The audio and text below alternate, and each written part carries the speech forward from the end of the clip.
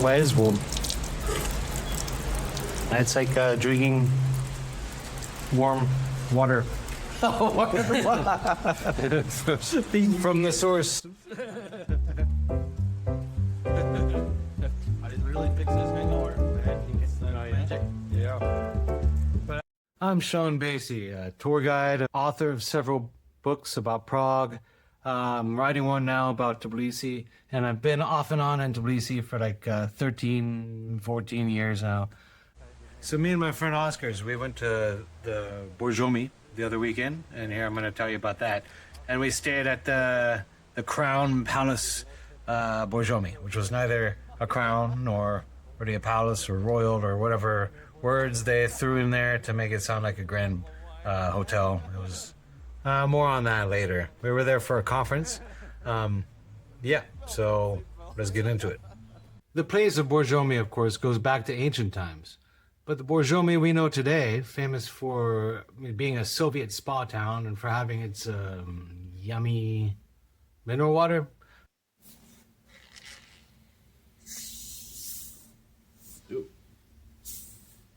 So bubbly. It's always hard to open these. They explode, especially on the marshutka. Look at that bubbly goodness. That's good. Goes back to the Russian Empire and to the Romanovs. Obviously, Georgians were already there. But in the way of European empires, Russians discovered the springs in the 1820s. This land is mine! Mine by destiny! Soldiers were stationed there to ward off the Turks and, reported up the pipeline about these magic waters that performed miracles. I didn't really fix his hangover, man. It's magic. Yeah. But, I swear like the carbonated stuff, though. It's like, no, exactly. It won't.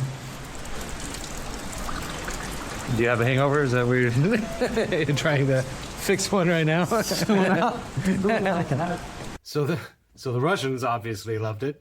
Then the Romanovs came in, and they also loved it. And it was all the big rage back then to have in your empire, a spa town. So they thought this whole valley would be perfect.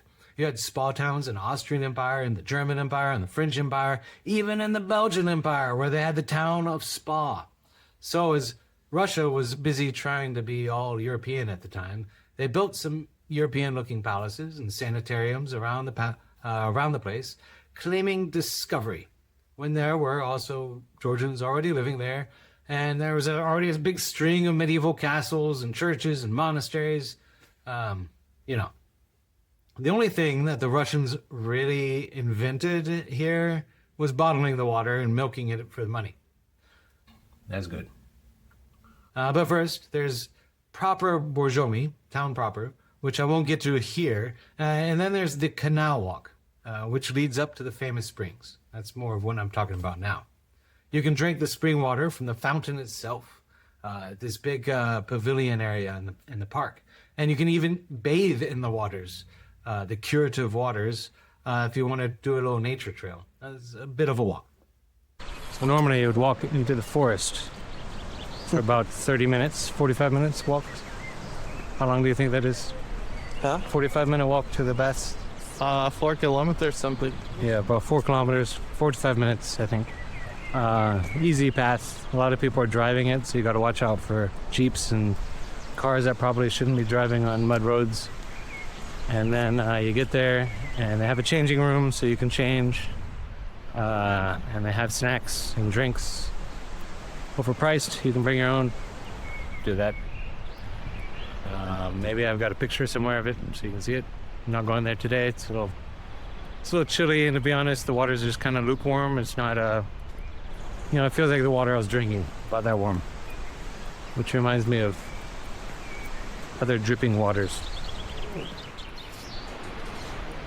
Now it's the Canal Walk is just a bunch of cheap tourist shops, cheap Chinese stuff. Like back in the day, there used to be a lot of really neat restaurants and bars. At least that's how I remember it.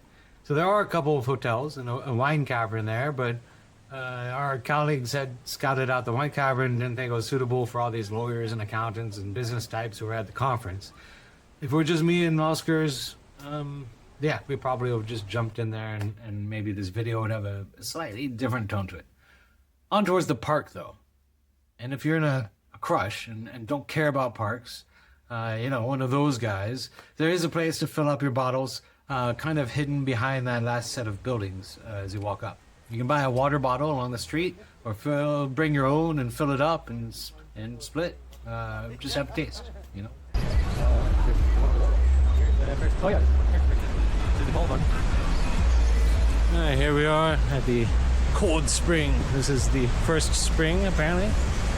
You go down here. It's not quite in the park. It's on the little boardwalk thing. You come down here, and usually they'll have like a little dirty cup sitting around that you can drink out of. At least that was the old days. No, I guess they've been responsive to people getting sick or something. Oh, wow. COVID. That's some flavor. It's not the best tasting thing. It tastes like copper. Like Borjomi. Not bad. You can go in the park, or you can take the cable car and go up onto this little weird Soviet-style amusement park. Feels like it was a fun place maybe a couple centuries ago. It's like a black and white cartoon, you know? When there was only that was awesome. But now we've got full immersive virtual reality games and live action Moana and you know, whatever. I don't remember how much the bill is in the park or to the park. It's free if you have a room key from the Crown Palace. That's how we got in. But otherwise, I think it's like 3 lari or something like absurdly cheap. Anyway, not a big deal. Inside, there's the Golden Pavilion that I mentioned, where the real source is, like the real source of the water. I mean, I guess it's from deep underground, but yeah, now you get a taste of here, and it's a bit warmer than the other place. And then there's also the nature trail, about 3 kilometers up. It's a pretty easy path. We didn't go up this time, but you know, I've been there lots of times anyway, so whatever. Not that huge of a deal, yeah, if you've already been. Now, about the Crown Palace. I've stayed in a few places in Borjomi, and other places maybe were better to stay in than this place. Like they have a reason to be dated or flawed, like those other places. The Crown Palace, though, sounds like it should either be a big Baroque palace or have all their bases covered. I mean, come on, guys. You're like the pinnacle of hotels in Borjomi, maybe. But in reality, the place is in like serious need of updating. The rooms were boarding. There was like no control over the air conditioning. We had to call up some security guy at 1 o'clock in the morning who came up and opened our locked windows. Like it was a locked window. Come on, guys. Like, were they afraid of jumpers or what? Like they're like, oh man, nothing to do in Borjomi. I'm out of here. Yeah, the food was. I mean, there was a buffet. There was a selection. It was a very small buffet, which would have been fine if the philosophy, I guess, was we're going to do a few things really, really good, but just a few things. But that clearly wasn't the philosophy. Like the chicken was okay, pasta was okay. It was okay. There's nothing really stand out. The morning buffet was a little bit better. I mean, not by much, especially considering what you're paying. The pastries were tasty. Everything else was a bit cold. And the real crown of the palace, though, was the bar. Like, I mentioned there was nothing really nearby, so I guess they can be like an airport and charge wherever the hell they want. 19 lari for an Argo. Like, an Argo is nothing special. It's not a great beer. It's like a Bud. When I first came to Georgia, I hung out at this place that sold like 3 lari an Argo, okay? Shout out to Solve, by the way, the OG bar for all of us foreign hipster types. It's now called Maculatura, by the way, and it's on still the same place on Dadiani. Check it out. Basically, the same. You can witness how us old, old volunteer types, RPCVs and journalists were hanging out back then. It was in that place. Yeah, and it's basically like the same price on the beer. And by the way, it's a good time now to click subscribe. But yeah, what's hilarious is that they forgot to charge us for all those beers at checkout. So they were WhatsApping my friend hitting us up for the crazy overpriced beers. Like, come on, guys. You paid less than $3 a bottle from the shop for those beers. Like, even less if you're just getting them straight from the dealer. You don't need to chase down people for your own screw up for 19 lari. Come on. Like, we're already paying a crap ton. You know, whatever. Besides that, I don't know. Maybe it was out of season to be in Borjomi. Like, it feels like Borjomi needs an injection of something that's not toxic. There's a beautiful boardwalk. There's a river. Maybe there can be some water sports. When I was in Český Krumlov, like, it has the same potential to be something like Český Krumlov. Maybe not. I mean, it's not. The nature is beautiful. Okay. But anyways, Český Krumlov, yes, it has a castle, beautiful village, but also has things to do like kayaking and museums, art museums, and yeah. So it needs something more, like, and obviously it needs more bars and things to do for people.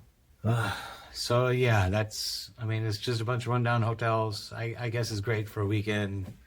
There's some parks, playgrounds next to a highway, great for the kids.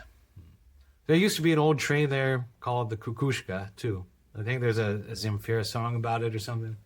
It's an old rickety thing, and it's a real adventure to ride on back in the day. You just got to make sure you're going to get there to the destination. Also, it goes over this cool bridge by Eiffel, the same Eiffel of the Tower of Fame. But yeah, that's been out of service for a while. But I hear they're about to reopen the thing, I guess next year, maybe. So maybe that'll help. I don't know. Anyways, I still like the place. It's got fresh air. It's got potential. It's got, I get why the Romanovs scouted it out for their own thing and all. Like, they built a palace, the Kani Palace. I'd have two if I was a tyrant of the area. You know, we'll see if the train thing brings something more. Anyways, if you like what you hear, I like the style, is review of Georgia and the travels.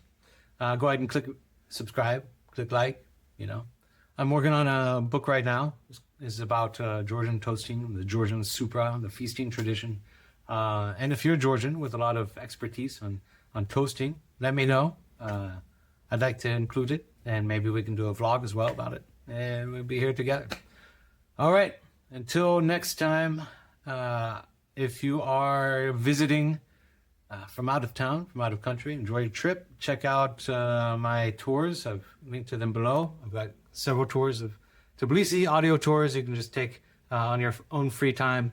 I just made one, the Old Town tour, so you have fun on that. And then there's one on Marjanashvili and one on Akhmashinabali. One on Rustaveli, one on Akhmashinabali. And if you'd like to see more about Tbilisi, in specific about hachapuri, the great, delicious cheesy bread, check out my video here. And if you'd like to see and learn about Minsketa, another day trip you can do outside of Tbilisi, check out my video